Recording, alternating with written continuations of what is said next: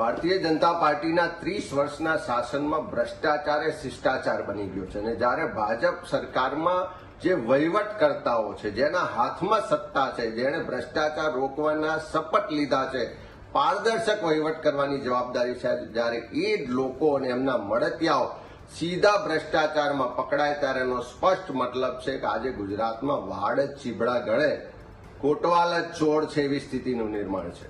દાહોદમાં વારંવાર રજૂઆતો થઈ કે મનરેગામાં ખૂબ ભ્રષ્ટાચાર થાય છે, સ્થળ પર કોઈ કામ થતા નથી અને બારોબાર બિલો ચૂકવાઈ જાય છે અને એમાં મોટા માથાઓ સંડોવાયેલા, પણ સરકારે પગલાં ન લીધા.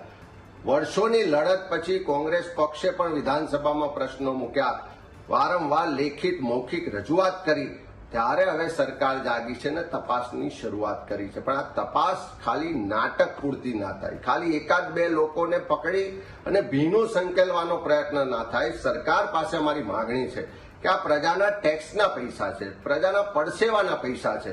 આ મનરેગા યોજના ગરીબ સામાન્ય માણસને 100 દિવસ રોજગાર મળે એટલા માટે આ કાયદો લાવવામાં આવ્યો છે. એવા કાયદા હેઠળની યોજનાઓમાં ભ્રષ્ટાચાર થાય એ ક્યારેય ચલાવી ના લેવાય.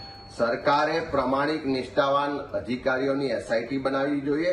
દાહોદમાં જો તટસ્થ રીતે તપાસ થશે તો હજુ પણ મોટા માથાઓ આમાં પકડાશે અને 100 કરોડ નહીં 200 કરોડ કરતા વધારેનો ભ્રષ્ટાચાર બહાર આવવાનો છે. ત્યારે સરકાર પાસે માંગણી કરીએ છીએ કે ઓપરેશન ગંગાજળની વાત મુખ્યમંત્રી શ્રી કરે, પણ શરૂઆત પોતાના મંત્રીમંડળથી તો કરો. આજે એમના જ પરિવારના સભ્યો આ ભ્રષ્ટાચારમાં સંડોવાયેલાનું બહાર આવ્યું છે, તો તટસ્થ તપાસ કેવી રીતે થશે? તટસ્થ તપાસ કરાવવા માટે પ્રમાણિક અધિકારીઓને મોકલવા પડશે અને સરકારે પણ પોતાની પ્રમાણિકતા આમાં દર્શાવવી પડશે અને ઓપરેશન ગંગાજળની શરૂઆત પોતાના મંત્રીમંડળથી સરકાર કરે એવું આજે ગુજરાતના લોકો ઈચ્છી રહ્યા છે.